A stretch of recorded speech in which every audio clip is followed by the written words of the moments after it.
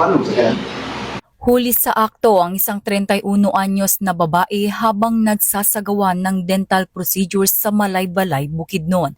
Sa isinagawang cyber patrolling ng mga otoridad, natuklasan ang iligal na pag-aalok ng suspect ng dental services, partikular ang pagpapakabit ng dental braces sa mga online platforms.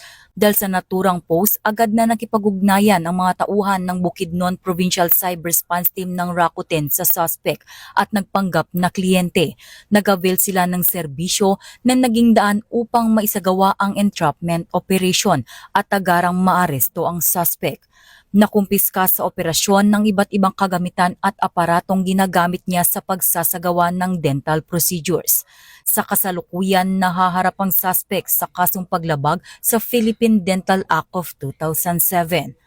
Ayon kay Police Brigadier General Wilson Asweta, Acting Director ng PNP-ACG, patuloy na paigtingin ang operasyon laban sa mga individual na gumagamit ng online platforms upang mag-alok ng hindi otorisado at mapanganib na mga serbisyo. Mula dito sa Campo Crame, ako ang inyong PNN correspondent, Patrolwoman Mary Grace Artizuela, nagbabalita para sa Police News Network, alagad ng batas, taga-taguyod ng Balitang Pulis.